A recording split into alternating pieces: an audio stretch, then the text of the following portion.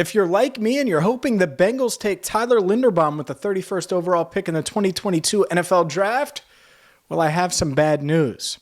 Hi again, everybody. I'm James Rapien of allbengals.com and Cincinnati Bengals Talk. And Iowa center Tyler Linderbaum is one of the best players in this draft class. He was considered one of the best athletes at any of the 5 offensive line positions.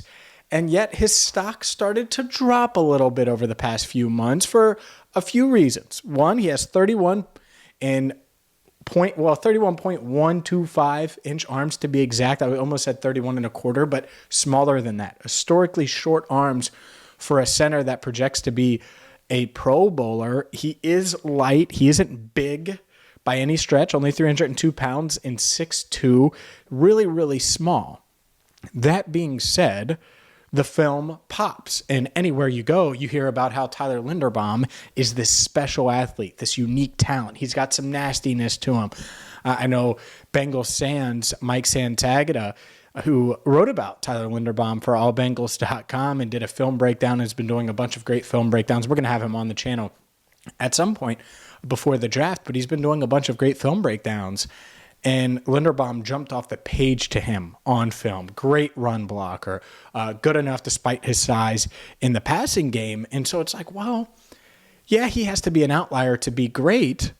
But if he's there, that'd be awesome if the Bengals could get a 4th offensive lineman, new starter. You kick Ted Karras into left guard, and you roll with this rookie who has a ton of potential. Well, if the Bengals want him, they may have to trade up, because Tyler Linderbaum, and this according to Brandon Thorne, who's an offensive line expert, worked out for NFL teams at his own pro day on Monday afternoon, and he tested exactly how you'd want him to test. In the 97th percentile, according to MathBomb, Relative Athletic Score, RAS.football, if you want to look up different scores from these different athletes throughout really any draft class. He does a really good job there. Kentley Platt does. But look at these numbers. 40-yard dash, sub 5. And it's in the 95th percentile. The 20-yard split, so the first 20 yards of that 40-yard dash, 2.58. The 10-yard split, elite as well in the 96th percentile. The 20-yard split is the fastest. The shuttle, 4.38 seconds. 96th percentile. 3-cone, 7.14, under 7 and a quarter, 100th percentile. It's exactly what you wanted to see from Linderbaum. Vertical jump tested well, 32 and a half.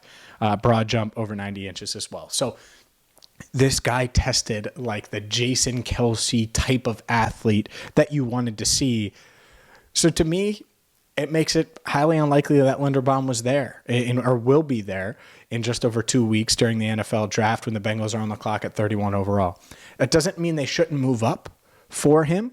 It's a conversation we had with Tony Pike on Monday, and it just becomes more likely that he's going to go. And you look at it, there's rumblings about Baltimore, but if he can get it into that 20 range, and let's say he falls to 23 or 24, maybe the Bengals should consider moving the 95th overall pick plus the 31st pick, move up, and you get this plug-and-play center that can man that spot for 5 years under team control and then much, much longer than that. He's only 22 years old. I will say this, the bench press, only 24 reps.